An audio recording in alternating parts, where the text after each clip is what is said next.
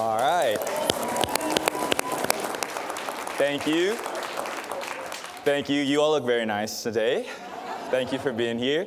Good afternoon. I'm Kelechi Odunze. I am the CSUN Student Body President, and it is my pleasure. Thank you. It is my pleasure to welcome you to the 2026 State of the University Address. To everyone in the audience today, and those watching online at unlv.edu, with the aid of UNLV TV or listening to KUNV Radio, thank you for being here as we celebrate the progress of UNLV and look ahead to the opportunities before us.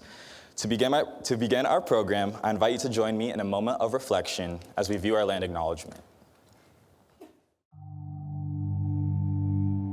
The University of Nevada, Las Vegas wishes to acknowledge and honor the indigenous communities of this region and recognize that the university is situated on the traditional homelands of the Nuwuvi Southern Paiute people. We offer gratitude for the land itself, for those who have been stewarding it for generations, and for the opportunity to study, learn, work, and be in community with this land.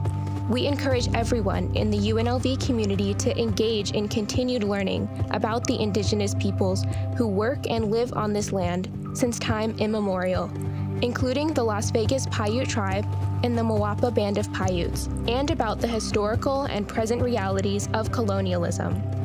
As one of the most diverse universities in the United States, UNLV believes it is important to recognize and appreciate the use of Southern Paiute land as part of its mission to be a welcoming and inclusive place for working and learning.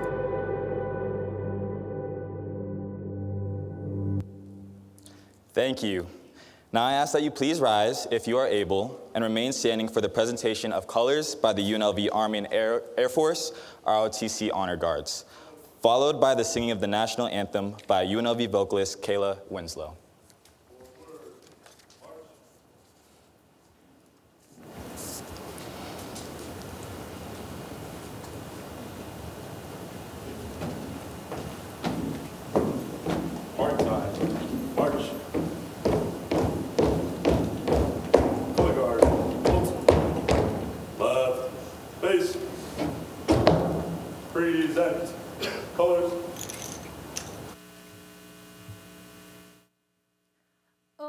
Say, can you see by the dawn's early light what so proudly we hailed at the twilight's last gleaming, whose broad stripes and bright stars through the perilous fight o'er the ramparts we watched were so gallantly streaming, and the rocket's red glare, the bombs bursting in air, gave proof through the night that our flag was still there.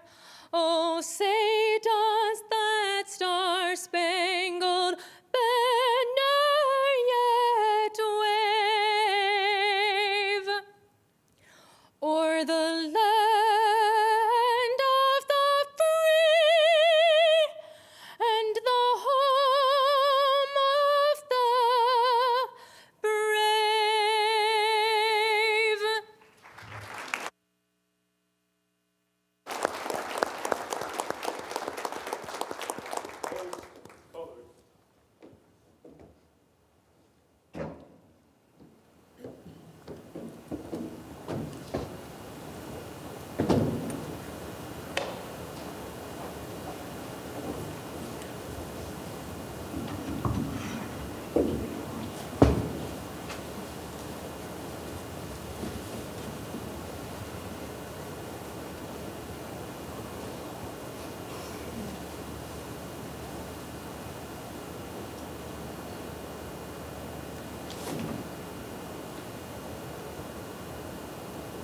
Present.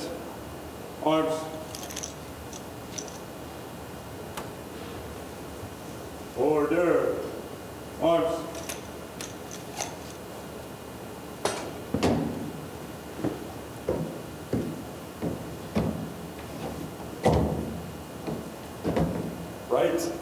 Face. Forward. March.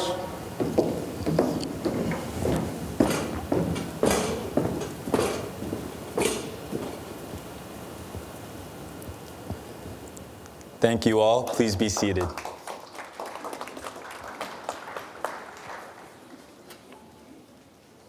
Thank you again. We are privileged to have so many distinguished guests, campus partners, and members of our community joining us today.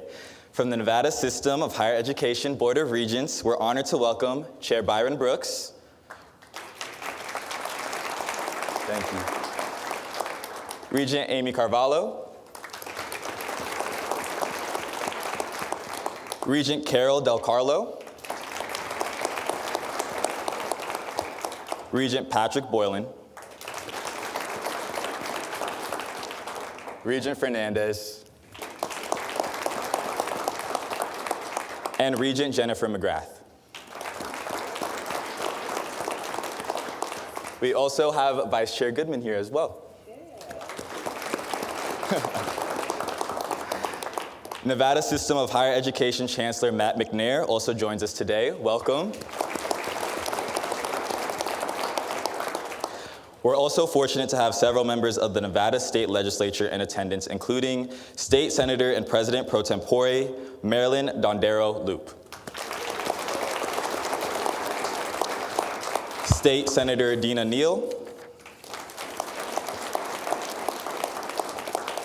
Assemblymember Brian Hibbets,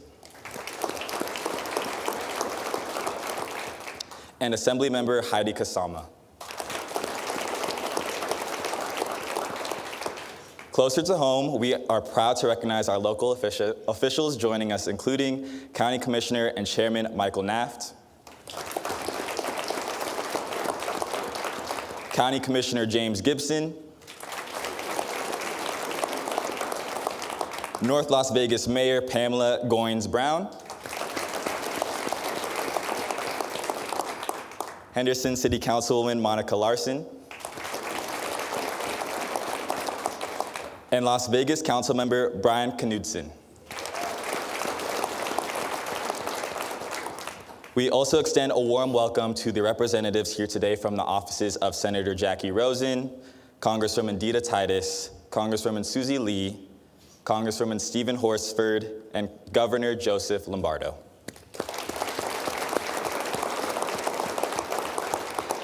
Finally, I want to recognize our UNLV Faculty Senate leadership in attendance today.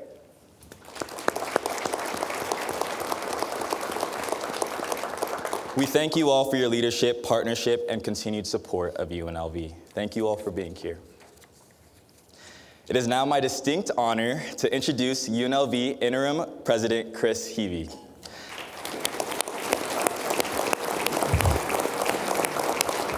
As a proud member of the UNLV community for more than 33 years, President Heavey has worn just about every hat on campus, from professor and dean to executive vice president and provost. So he truly understands what it means to be part of this university. Since being appointed interim president in April 2025, he has helped lead UNLV through an important and involving time, always keeping students at the center of the conversation.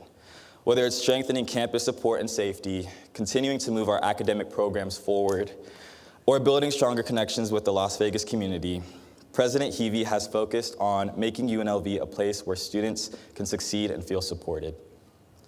A respected psychologist, he is also someone who values listening, which he does a lot in our meetings as well, making space for student voices, encouraging collaboration, and working to make sure our university is moving in a direction that reflects the people who are actually living and learning here every day. I want to take this time to give a personal story about my experience with President Heavey as the CSUN Student Body President. In one of our regular meetings where we kind of come to him to complain about some of the things that students are going through, he sat and listened to us.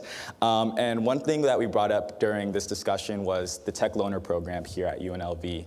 And it's kind of a program that's in a Harry Potter-esque, under the stairs, kind of shabby room in our John S. Wright Hall on the second floor. And we were talking to him about it. We were talking about how this program helps so many students, but that it needs more support.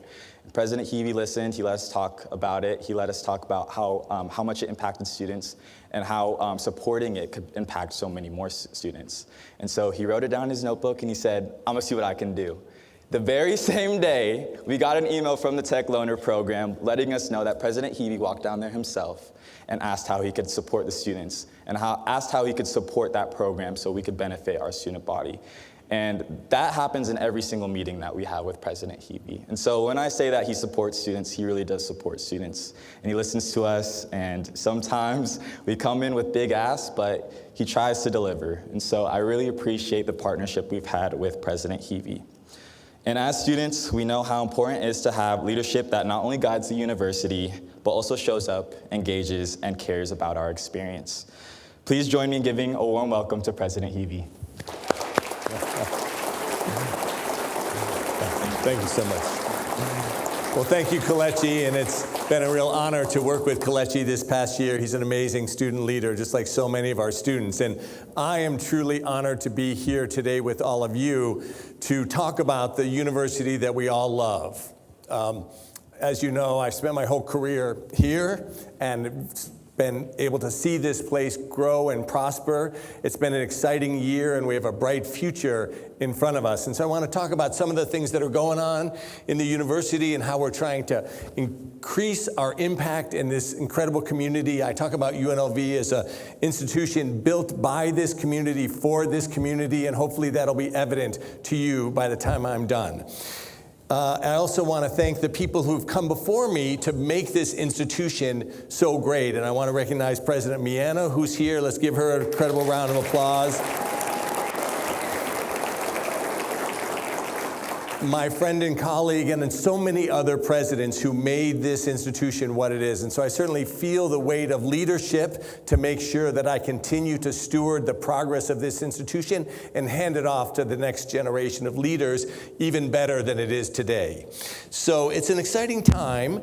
And as we say often, quoting Don Snyder, every great city needs a great university, and that is what UNLV is for this city.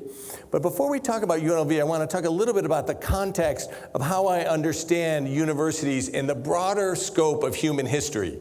And I think about this issue a lot, and I use the metaphor of scaffolding. And some of you have heard me talk about this before, but probably most of the people in the room haven't. It's important to note that in our lives, and as said by Isaac Newton, I have seen further.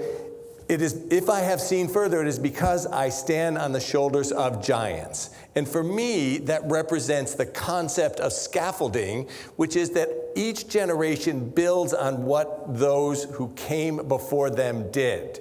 And that process has been throughout human history and has made a world that is truly extraordinary in so many unbelievable ways. Human beings have been around for about 300,000 years, and though these times have challenges, there has never been a moment or a place that is more special than this moment and this place. And I love doing this talk in this room, the beautiful Strip View Pavilion, because we get to look out on the extraordinary Las Vegas Strip. And now many of you can even see the Sphere, which makes that view even better. And it is a place like no other. And to quote Jeremy Aguero, we can call it one of one, this incredible city. But this city exists because of the aggregated innovations of humankind since the beginning of time.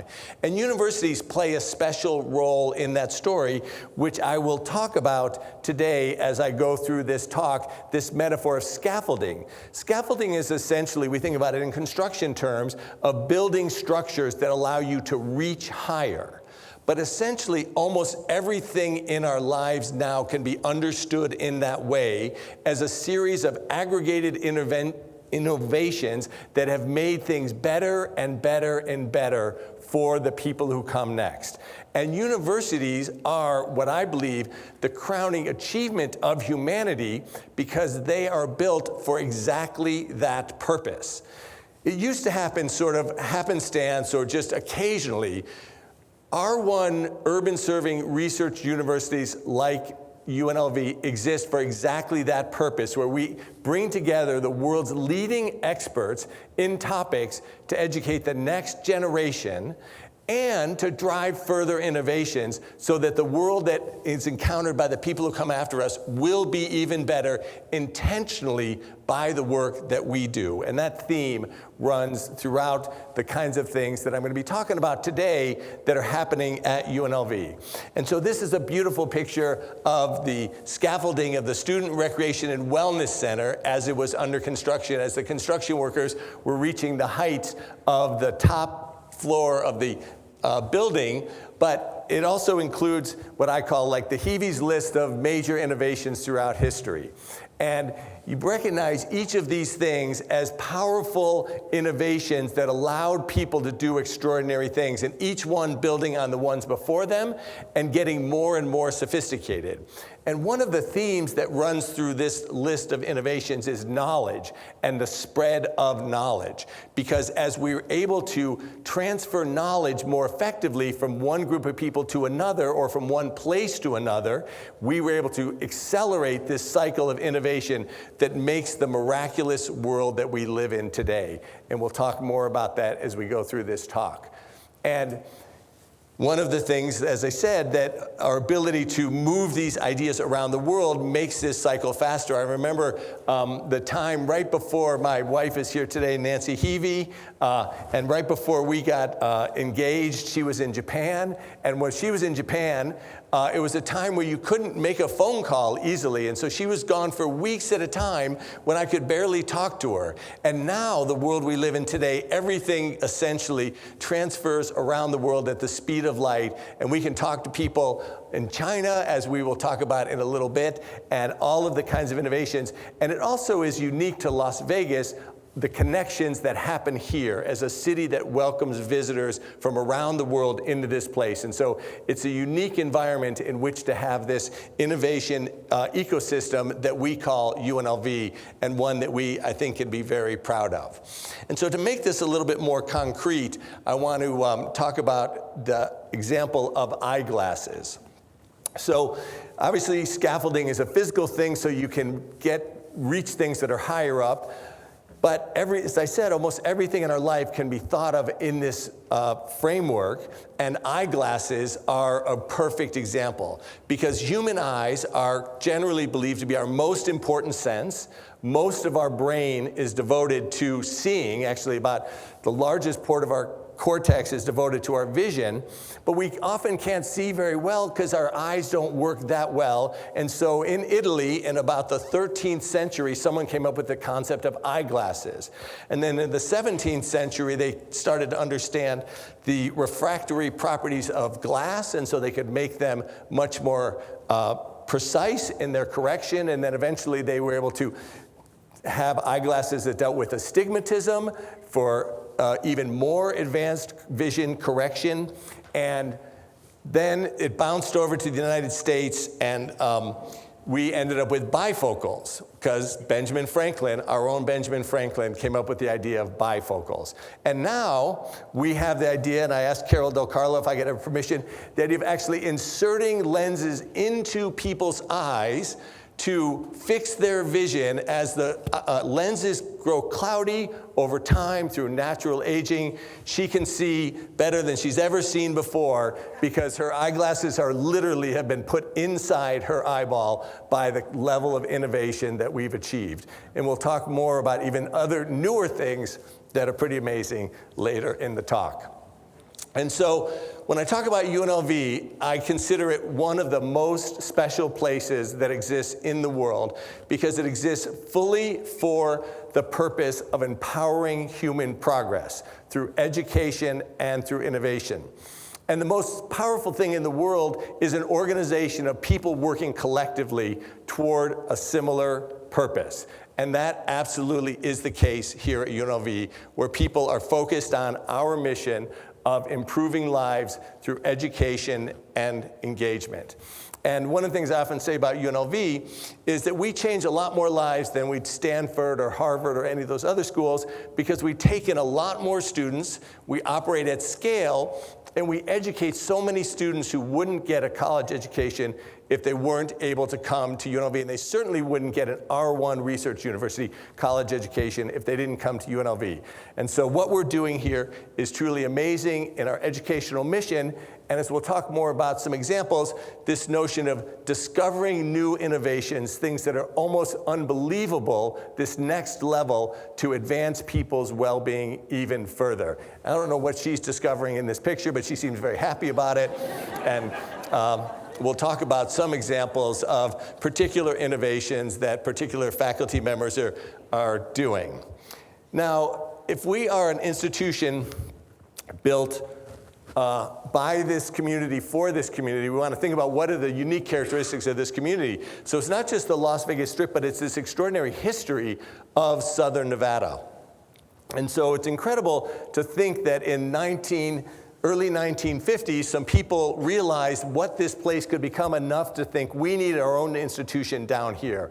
Long after the land grant institutions were given land by the federal government, some private citizens bought up 400 acres of land to make UNLV a university, Nevada Southern University, in 1957, opened, and we get to see these historic pictures of Maryland Parkway without red cones, but I will say that I want to thank the county commissioners. We are so excited about what Maryland Parkway is going to look like when it's done.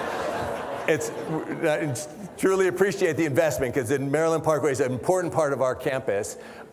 This is 1960, actually, Maryland Parkway, mostly a dirt road, and 3 original campus buildings, 2 of which still stand today, but our Dean of Fine Arts sure wants to tear one of those down. Where's Nancy Usher? So we need to tear that Grant Hall down and build a beautiful new building for our fine arts school. And I could spend all day looking at these historic photos. I love these things. 10,000 students in the year 1980. The administration building is there now, FDH, the tallest building on campus, the dorms, and we can see the campus starting to take shape. And then today, the thriving metropolis that we call Las Vegas, that has exploded as a community, and because it has exploded, it has tremendous educational needs for professionals and the kinds of graduates that a university like UNLV is producing. And we're proud that most of our students come from Las Vegas metro area, and they stay in Las Vegas metro area. And so we are having impact at scale in this community. So, Rebels make it happen. What is it that we're trying to make happen?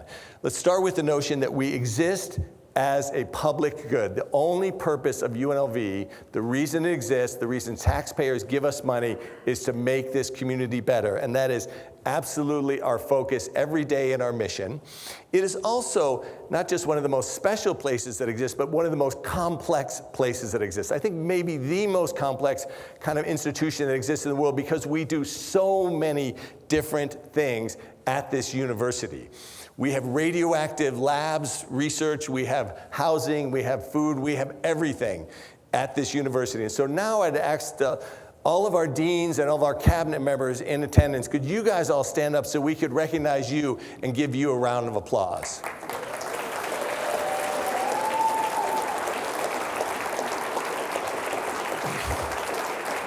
Thank you. And you can see that's a lot of people. We have 17 different deans and many other cabinet members who are in charge of huge divisions, and every one of them leads a very large, empowered team of professionals who work hard every day within their specific roles. And so the amount of expertise that exists in a place like this is truly extraordinary. So this is a kind of picture that we expect from a university, and I would just say that this is scaffolding happening in real time, right? This is an instructor engaged directly with students to pass on the latest knowledge and skills to those students in order for them to go out into the world as more empowered actors. But I want to make sure that we also recognize all of the people who make our mission possible, because it takes far more than just the faculty, teachers, and professors to make this possible. All of our classified staff, all of our administrative faculty, we have more than 4,500 employees. A week from today, we're going to celebrate our wonderful classified staff. About a month ago, I had the opportunity to do a tour of the physical plant with our classified staff, and believe me, we have every kind of shop you can think of. We do all the things that, woodworking, metalworking, paint. The landscaping crew is amazing. The number of buildings, essentially, we have more than 100 buildings on this campus, tens of billions of dollars worth of physical plant that make possible what we do here today. So we're excited to recognize and support our people. And as we do that, I just want to talk a little bit about how we track the well-being of our people. Our biggest asset is always our employees. And so we use the Great Colleges to Workforce Survey in order to check the overall well-being of our faculty and staff. And we do this survey every 3 years. We did this survey in 2025. And in 2025, our results definitely showed significant improvement, where we were up about 11.5% in overall job satisfaction, 13% in the sense of inclusion and belongingness, and faculty and staff well-being up about 10%. There are areas that we need to continue to work on. People want to make sure that their voices are being heard, and we appreciate the Faculty Senate as a key partner in running this university so that we're getting the sense of belongingness and inclusion so that not just their employees, but their partners in making this place work. I also engaged on a listening tour when I got into this role from October through January of this year, and talked to more than 200 people over 17 sessions. And again, the feedback was generally very strong. They were very positive and focused on our mission. One of the things that people say when they talk to people at UNLV is everyone who works here believes in what we do, because they know how special it is every day to have the chance to improve the lives of the diverse, often first-generation students who come to this campus. And so they're proud of what we do. They do want to make sure that we understand that they're a little bit worn out. It's been a tough time. It's been a tough few years. The tale of COVID, and we'll talk a little bit about that in a minute, and the sense of needing enough resources in order to get their jobs done is definitely a very salient thing, and something that we're going to have to be cognizant of going forward. So it was valuable times with faculty and staff, and really appreciated all the input that we heard from them. Now, how are we doing overall? I want to talk about some of the key performance indicators. What is the health of UNLV? And these are 3 of the key performance indicators of every institution. They are our graduation rate, our enrollment, and our research expenditures as an R1 research university. Every one of these metrics is at a record level right now. And so UNLV is doing incredibly well in the key areas that we focus on, and we should be all proud of that. It's absolutely a team effort. We're also doing pretty well with these teams. We're pretty excited about what's happening. We just finished our 3rd bowl game in a row down in Frisco, Texas. We had a great visit. We didn't win that game, but it was a great trip. And we were excited to have the county commission welcome the CFP championship to Las Vegas next year. And so we're aiming to be in that game so we can end at home if we can. So Harp, let's see if we can get that done. But our programs are doing really well across the board. And other key indicators. I was in the room when we first learned in 2018 that we had achieved R1 status, and at that time we had just made it over the line. We remember, like, they drew a line of a bunch of different metrics, and we were just on the right side of that line to be called an R1 institution. Now we are squarely inside that line. We're not even close to that line. We are and will always remain, I believe, an R1 institution. We also are so proud to have earned the Carnegie Classification for Community Engagement. And we do this with our own passion and our own dollars. I want to congratulate Constance Brooks and Tamara Marino from the Office of Government and Community Engagement. I know she's here somewhere. Where's she hiding out? There she is. We just had our Community Engagement Expo recently, where we invite in community partners to talk about the engagement that they have with our university and our students. And they were so proud and appreciative of the collaborations that we're able to create. We have too many of these things to mention. It was a 2-hour event where they talked about all of the different connections. But we are absolutely serving this community every day in ways that we are proud of. We're also proud to have earned the Seal of Excellencia as the first institution in the state of Nevada to earn the Seal of Excellencia that says that we're serving all of our students very intentionally, including our Latino students. And we're proud to say that our Latino students are the largest incoming demographic to our students, and there is no achievement gap with our Latino students. They are our future. We will always be a Hispanic serving institution given the population of Las Vegas, and we are incredibly proud and excited about that. We're also one of 21 institutions in the state being considered by the Carnegie Endowment for the Sustainability Pilot, and that's another kudos to our incredible sustainability work, which is Tara Pike and her team, pioneers in that space, started decades ago before this was an issue that a lot of people talked about. And so things are going extremely well at UNLV, and I love any picture that has a sphere in it. It makes me happy. So I want to talk a little bit about our physical structure, because our people are our most important asset, but we also have a campus or campuses that are crucial to what we do. As I mentioned, over 100 buildings on the main campus alone. And one of the things that we need to do now is create this memorial as a way to honor those who lost their lives on the tragic day of our shooting. On December 6th, 2023, 3 beloved faculty members lost their lives. We'll never forget them. We have a beautiful design for our memorial garden, which will be a place for people to spend some peaceful time reflecting.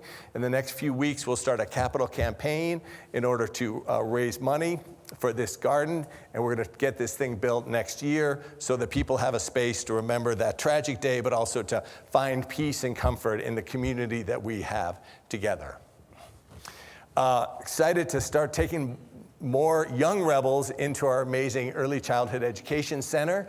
So this is a $17.5 million project fully funded by donors that will double the capacity of our formerly Lynn Bennett Early Childhood Education Center. The Board of Regents approved in March renaming this the Marlowe campus for early childhood education. And so 3 new buildings, 11,000 square feet, 80 more kids, so that wait list won't be so long. And this is another incredible resource for our campus and the community at large.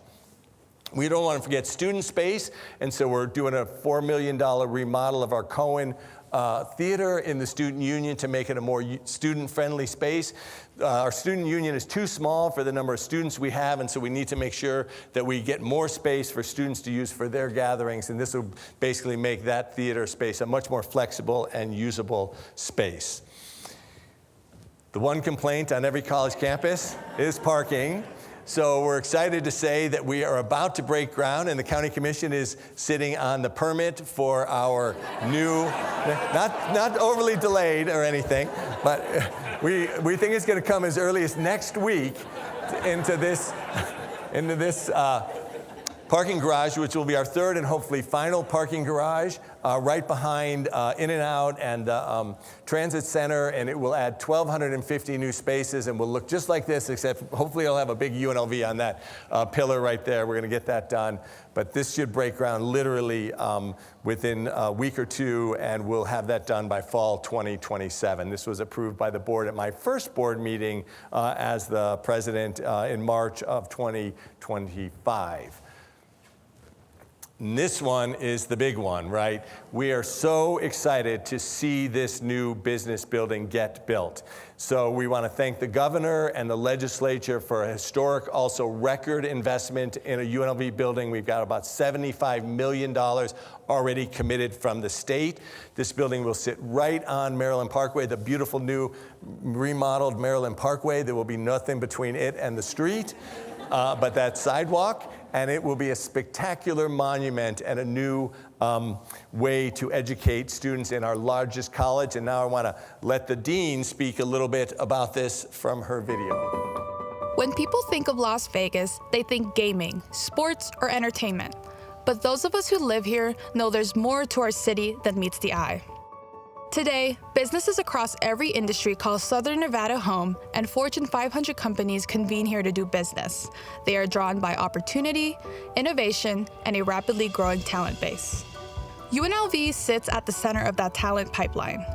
More than 4,700 undergraduate and graduate students are enrolled in Lee Business School, making it the university's largest academic unit and one of its fastest growing.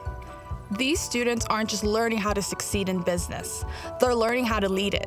But to meet this moment, we must invest in a future that matches their ambition. Built for a different era, the current business school building can no longer keep pace. And with continued enrollment growth, the need for something worthy has become more urgent. Now, UNLV is building a new home for Lee Business School, a place designed for how business is learned today and how it will be led tomorrow. So the way I see it, this building is going to sort of serve us on 5 different levels with these 5 pillars. There's community, there's scholarship and knowledge, there's advancement and growth, there's technology and artificial intelligence, and there's convergence. And these 5 pillars serve all of our stakeholders. Those include students, faculty, staff, engagement partners, and corporate partnerships. So it's all of those different stakeholders are affected by these 5 pillars. There will be specialized research labs with advanced technology woven into every classroom, preparing students for fields like data analytics and cybersecurity. You'll find spaces designed for connections to ensure students and faculty don't just meet in class. And public-facing spaces will bring industry to campus, creating new opportunities for mentorship, workforce partnerships, and real-world experience. Placing the new building at the front door of our Maryland Parkway campus is strategic. It sends a clear message to our partners that the future of business is built together. We know at the business school that our responsibility lies not only to our students, our faculty, our staff, our alumni within our college, but also to the community outside. And we know that a lot of what makes us work is how we feed the community. Whether it's with knowledge, whether it's with students, in whatever way we can provide to the community, ultimately that's what our value is. And so for us, that's our core, that's what drives us, that's what we worry about, that's what we think about every day, is how do we help our community? How do we uplift our community? We believe there is no better classroom or lab for business than Las Vegas, a global crossroads where ideas become innovations. And there is no better place to prepare the next generation of business leaders than right here at UNLV. Together, we're building more than a facility. We're building the future of business. That is an incredibly exciting project. And I'm committing today that we will break ground on that project within 18 months. We are financially strong. We are prepared to move forward. We will not let the money allocated by the legislature go unused. That building will absolutely get built, and we could not be more excited about it. Now, I want to talk a little bit about this. One of my other slogans, I talk about building our brand and expanding our reach as a campus. And so what are we doing to build our brand and expand our reach? And so I want to kind of show you all of the different places that we are operating. So looking into our beautiful main campus on Maryland Parkway, we are adding new programs at a very high clip, 17 amazing new programs since 2021, like the amazing cybersecurity program, that has an enrollment 5 times what was projected when that program was approved by the Board of Regents. This is one of the most difficult to fulfill jobs in the country. There's hundreds of thousands of vacancies in cybersecurity, and so we're really proud of that program that's run by the College of Engineering and the Lee Business School. We are looking at insurance and risk management. This is a field that is crucial to our well-being. 50% of the people in this business are expected to retire in the next decade, and there isn't a program like this on the West Coast. It's the only one in Nevada, and most of the students in this new program in insurance and risk management are receiving a full scholarship thanks to the Nevada Surplus Lines Foundation. We've also approved 12 new institutes for the campus over the last 5 years, including the Crescency Center for Insurance and Risk Management, which was created with a $5 million donation from the Nevada Surplus Lines Foundation and approved by the Board of Regents, I think about a year ago. And that's a great partner to this program. Certified Registered Nurse Anesthetist Program. I do think that's the hardest word to say in the English language. This is another crucial workforce shortage in Southern Nevada. My wife was in for emergency surgery one day at St. Rose Dominican Hospital for ruptured disc, and she was kind of out of it because of the pain medicines, but I overheard the argument that they had about whether or not they were going to do her emergency surgery because they didn't have an anesthesiologist available. It happens all the time here that surgeries get canceled because they don't have enough anesthesiologists, and these certified registered nurse anesthetists will be able to work under the supervision of anesthesiologists. The Anesthesiology Association actually came to us and begged us to move forward with this program. They were very excited about having this available, and it will help the whole medical field move forward with more surgeries that are needed. Sports capital of the world, we are excited to start our new Bachelor of Science in Sports Hospitality Management in the College of Hospitality. This program will come before the Board of Regents in June, asking for approval, and this will obviously help the amazing sports ecosystem of Southern Nevada. We're also proud that we started a new Institute for Financial Literacy and Wellness, and as part of that effort, we have a new credit union on campus powered by Aloha Pacific Credit Union. And we know ourselves as the 9th island, and so we're so pleased that the Aloha Pacific came from Hawaii to Las Vegas to help sponsor this credit union, which will provide internships for students. They're going to sponsor student orientation out in Hawaii, and they help sponsor our amazing Rebel Ready Week. We also want to make sure that we're helping with the mental health workforce. And Brian Knutson is here, who's been an incredible champion of this space, our Mayor Pro Tem of the City of Las Vegas. And he, along with others, Tara Pike, the Balmer Institute, really helped us create this initiative that was championed in the legislature by Senator Rochelle Wynn that brought $6.5 million to start a new undergraduate degree in applied mental health that will create a new actual profession to work with youth who have mental health needs in a preventative and supportive way. And I want to give a shout out to Michelle Paul and Chris Carney, who have done an amazing job leading this program. And we're proud to partner with University of Nevada, Reno and Great Basin College on this program because they're standing up parallel programs so that we're going to be able to serve the whole state. And they've already passed the new laws so that these people can go out and work in school settings and other settings where youth gather.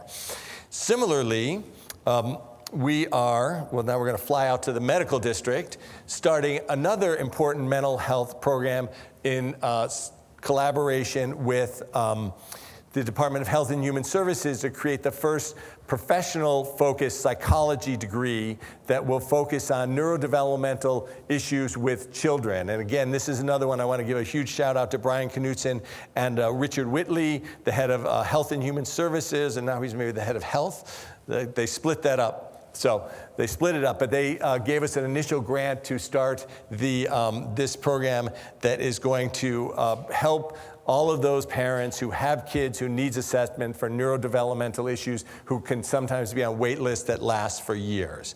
We're also excited to be working with the City of Las Vegas to try to create a biotech innovation district in the medical campus.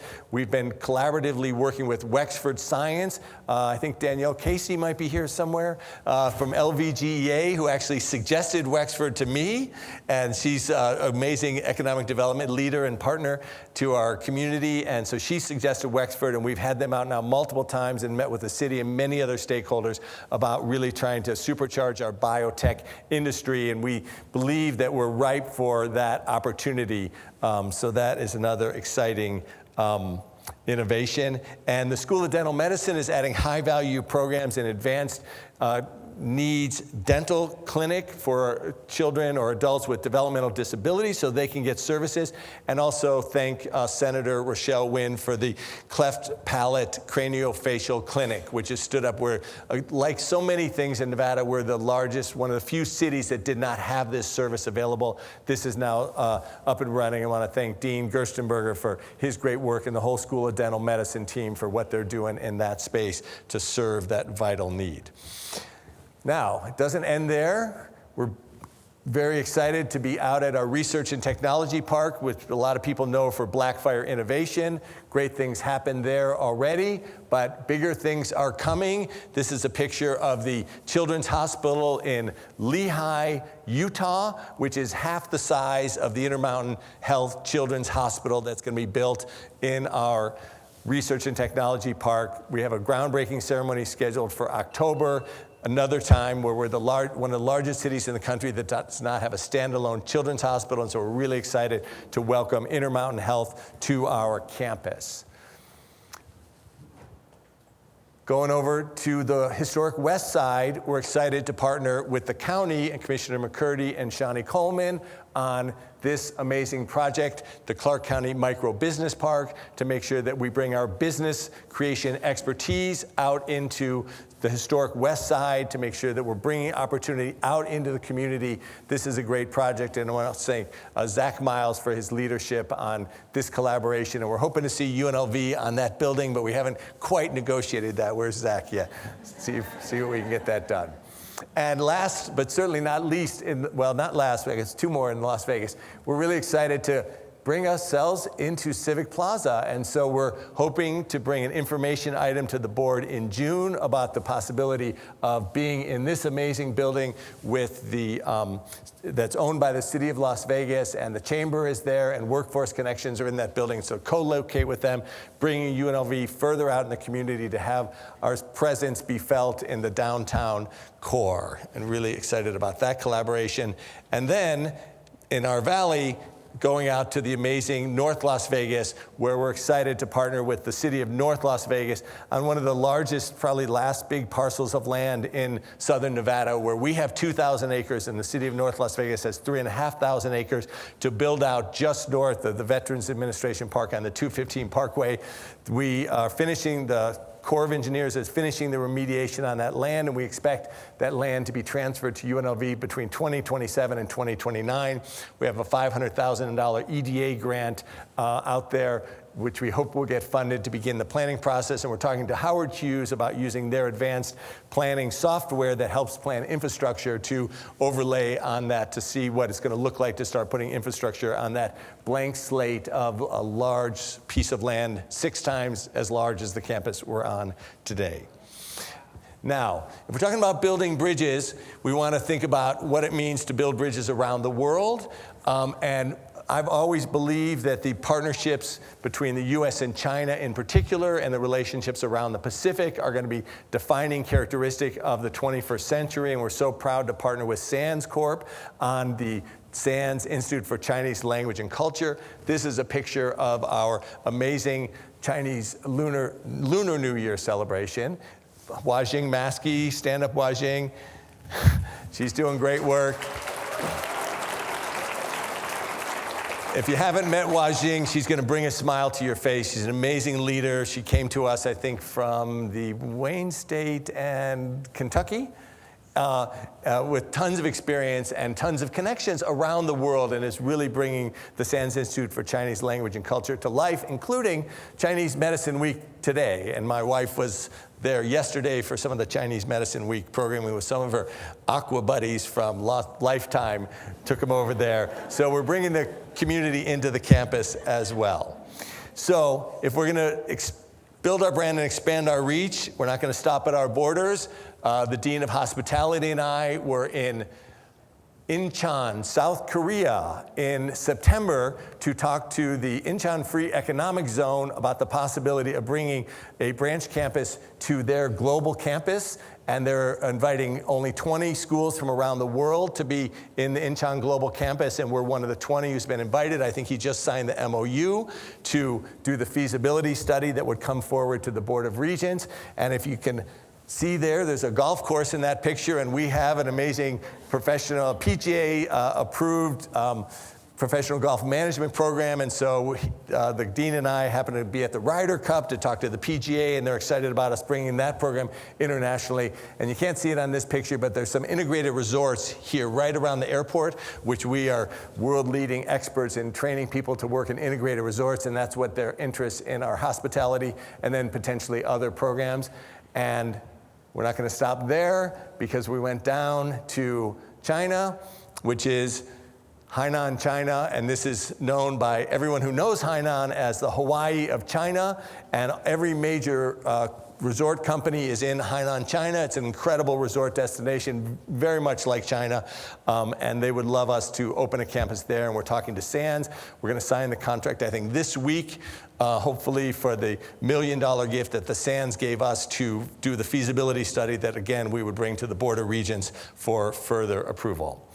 Now, I want to talk a little bit about how we work in the research space. There's so many examples here. I'm just going to hit a few highlights really quickly of the kind of new innovations that are coming from our research mission.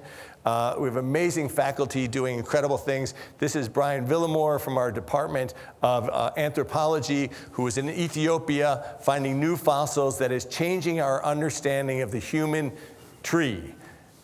Human evolution writ large is being rewritten by the things that he's finding in the desert, to the fossils that he's looking at. That's kind of world-class scientists that we have. Kwong Kim is a distinguished professor of engineering and has done many amazing things, but one of the most recent things is working with the Department of Navy to create realistic models of sea lions, because sea lions are dying in large numbers on the beaches of California, and he created models that allow them to do the 3D models, including with blood flow, to do the testing that's necessary in order to train veterinarians how to help these sea lions that are getting sick from toxic algae blooms. And then these models will then help also create lifelike models of human beings that will advance our ability to do medical procedures as well. So it's extraordinary work that he's doing, funded by the Department of Navy. And this is a really mind-blowing one that is going to bring us back to our vision. So we have eyeglasses that help us see better, and then we have cataract surgeries that really help us see better. But one of the things we can't do is regenerate our eyes if they get damaged, but they're working on it.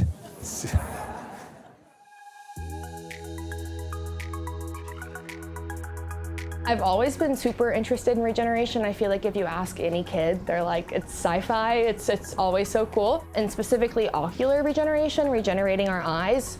Almost everyone I know has a problem with their eyes, and inevitably as we get older, we're gonna have issues. And so I think it's a field of research that could touch so many lives and be really impactful. Our favorite model is the African clawed frog, and this animal has very high regenerability. From its larval stages even to its adult stages, it can regenerate multiple different types of tissues, including the limb, its retina, even its optic nerve. We are looking to build a blueprint for eye regeneration and eye tissue regeneration, and we're hoping to compare what we understand from studying the frog model to what we know about human eye health and human eye repair, and hoping to make links between those two. It can help us to understand how we can make new therapeutics to help humans repair their wounds and injuries. I think it's just kind of fulfilling a dream of being in graduate school, getting to do research as part of my education. And then what we're studying is novel, right? We were the first people to make this observation in the lab. And so getting to answer questions that no one's asked or answered is just such a unique opportunity I'm really grateful for.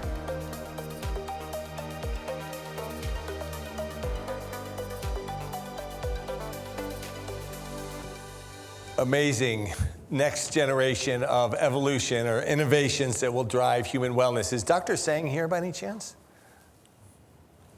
I don't know. She's an amazing researcher. I had a chance to see that lab.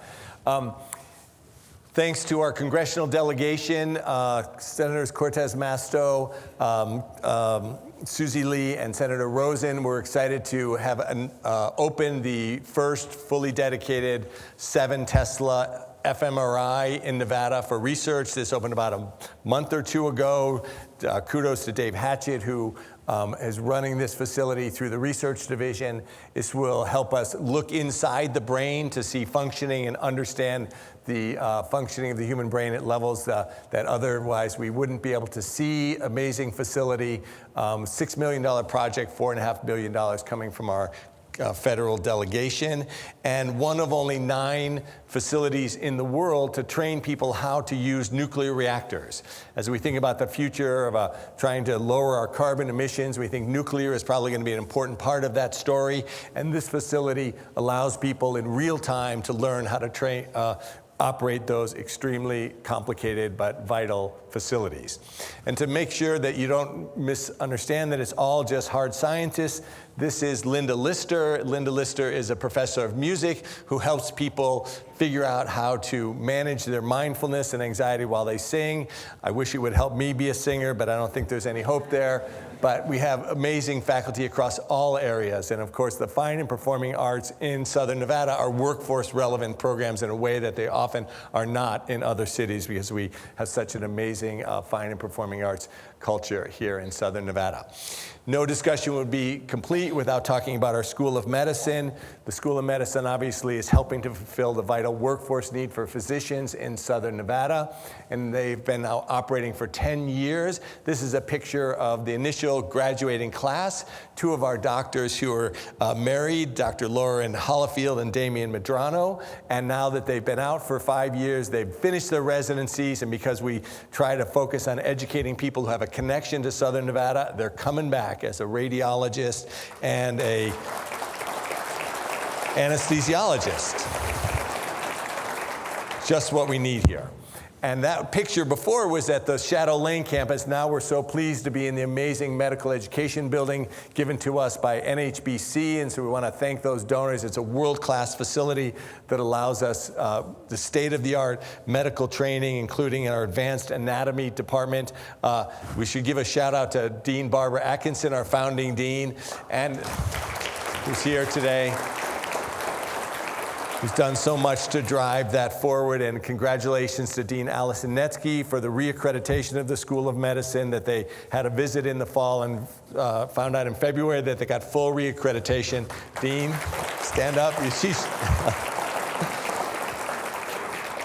And we're adding Nevada's only rheumatology fellowship, and on our vision theme, working on an ophthalmology residency, which will hopefully open in 2027 in partnership with Dr. Lloyd Hildebrand. So really important stuff being done there. Now, I want to talk a little bit about the future, and then we'll wrap up here. So this is a picture looking west from our beautiful new advanced engineering building, the newest building added to our campus. But one of the things I want to say about the future of higher education is there are storm clouds on the horizon.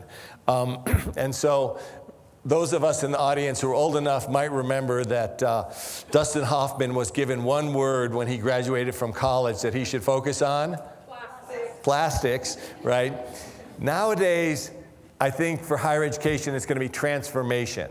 This is a really unique moment in the higher education landscape with all of the forces that are coming into play to change what we do. And in general, no one has ever said operating at the speed of higher education is a compliment. And so we need to be realistic about what's coming down the pike. There's a demographic change where people are having fewer children, so there's going to be fewer children coming to college in the coming years. COVID has created significant learning loss. Social media is realistically degrading people's ability to pay attention to things for a long period of time because social media is so engaging. People want to get their things in 15-second bites of excitement.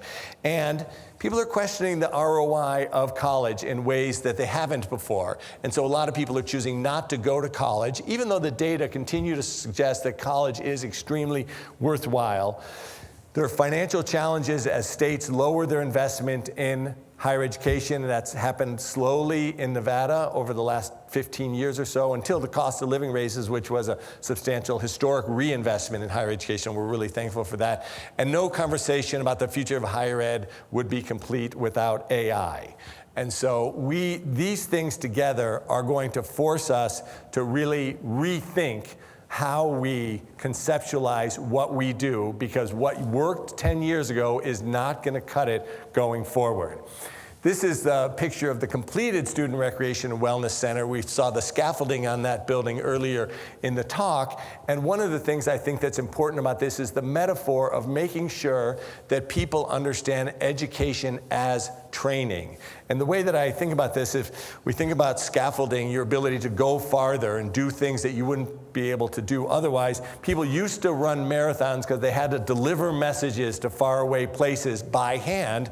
Obviously, we don't run marathons for those reasons anymore, but people still run marathons because they want to train their bodies to be able to do things. And that's the way we need to think about education and get our students to think about it. Just because AI can do their assignment for them doesn't mean they shouldn't learn how to do it themselves, because they're going to need those skills in their repertoire. And so we're going to have to be nimble, and we're going to have to create scaffolding for our faculty, staff, and students in order to make sure that we can be successful at this moment.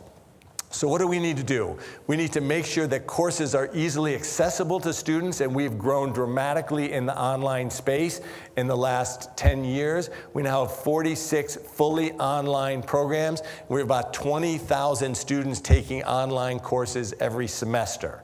And so we've done a great job of making sure that students can get the courses when they need them, where they need them. We also need to bring it out in the community. So we're spreading out our lifelong learning, which is now across the street on Maryland Parkway, and hopefully not too long will be in Civic Plaza and other places around the valley where people can take their courses when they need them. We need to make the credentials smaller, and so now what we're building is micro-credentials.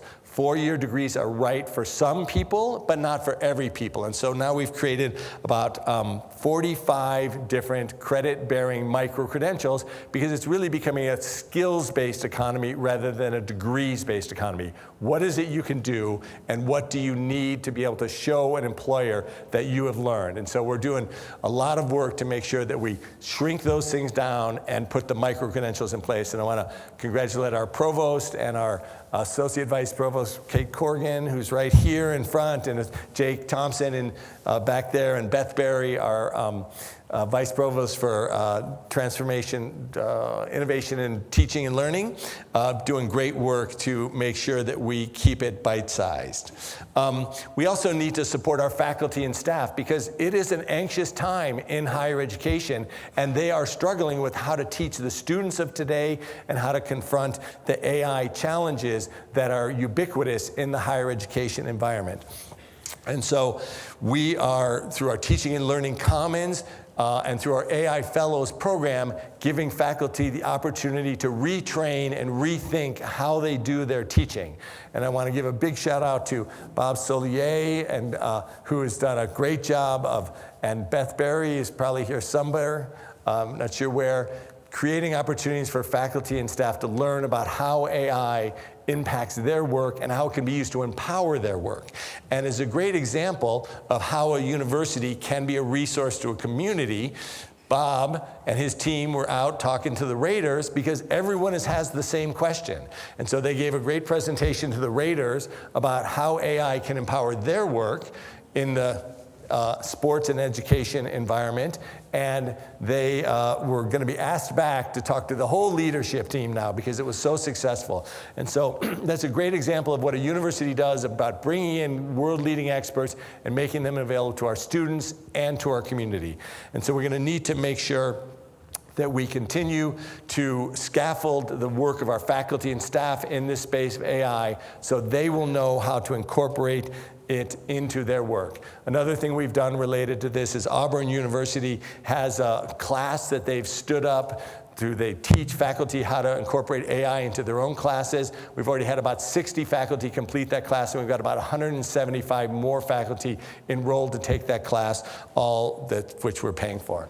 And so that's a picture of the AI empowered campus, just kind of as an image to look at, and it is amazing what it can do. So, for example, when I was sitting on the couch late one night, couldn't sleep, thinking about this talk, and I was thinking about, well, what's the eyeglasses example? What's the history of the innovation of eyeglasses? It took me 3 minutes to get a presentation-ready display of the history of the innovation in eyeglasses on my couch, on my phone, right?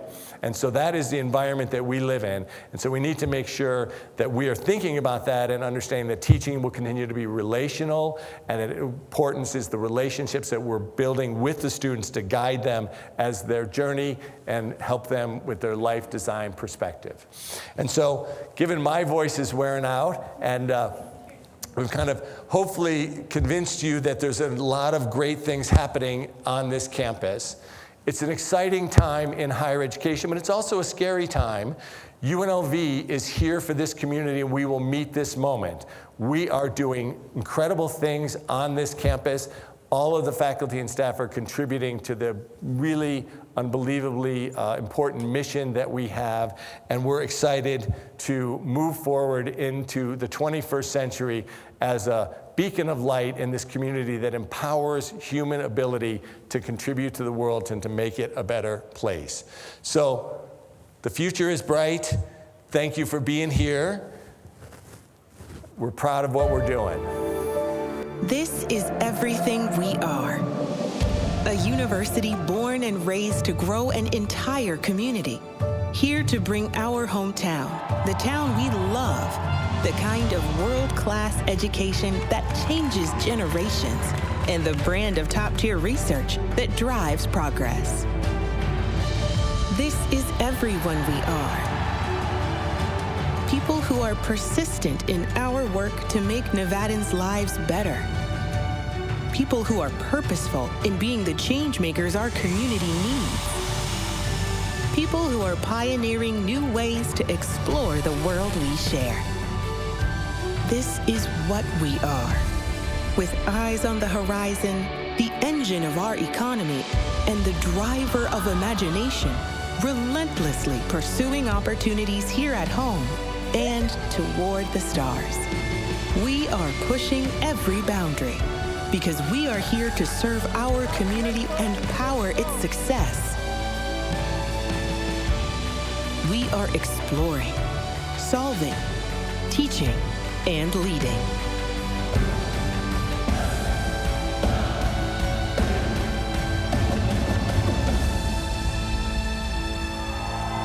We are rebels.